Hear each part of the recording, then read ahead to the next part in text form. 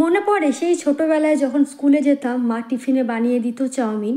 আর সেটা কিন্তু খুবই সাধারণভাবে বানাতো, আলু, ডিম আর পেঁয়াজ লঙ্কা দিয়ে। তো ছোটোবেলায় তো সবাই খেয়েছো এমনভাবে চাউমিন, আলু, ডিম আর পেঁয়াজ লঙ্কা দিয়ে।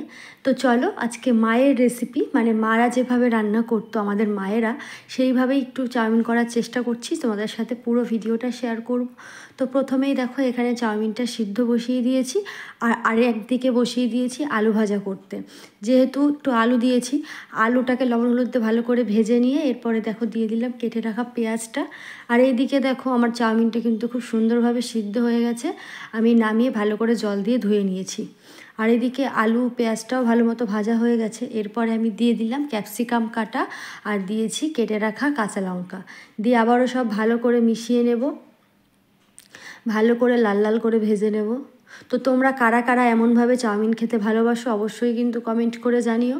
আর হ্যাঁ, মায়েদের চাউমিনে তো ম্যাগি মশলা তখন দিত না, আর ক্যাপসিকামও দিত না। এইটা আমি অ্যাড করেছি, মানে এই দুটো জিনিস অ্যাড করেছি। আর যেমনভাবে মায়েরা চাউমিন বানাতো সেমনভাবেই কিন্তু পুরোটা বানিয়েছি, আলু, ডিম, পেঁয়াজ লঙ্কা দিয়ে। আমি কিন্তু এক্সট্রাভাবে আর কোনো কিছু অ্যাড করিনি। তোমরা ম্যাগি মশলাটা দিয়ে দেখো, আরও ভালো লাগবে খেতে। তো যেমনভাবেই রান্না করি না কেন, মায়েদের হাতের রান্নার কিন্তু স্বাদই আলাদা। সেই স্বাদ আমরা হাজার গুণ ভালোভাবে রান্না করলেও কিন্তু আনতে পারবো না।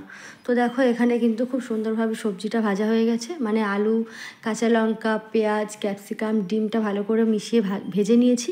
এরপরে চাউমিনটাকে দিয়ে দিলাম, চাউমিনটাকে দিয়ে আবারও সব ভালো করে মিশিয়ে নেব। ভালো করে মিশিয়ে দেখো আরও কিছুটা ম্যাগি মশলা আমি অ্যাড করে দেব। ম্যাগি মশলা দিলে সত্যিই কিন্তু টেস্টটা আলাদা রকম হয়, আর খুবই ভালো লাগে খেতে। তোমরা এমনভাবে বানিয়ে দেখো, আশা করছি তোমাদের ভালো লাগবে।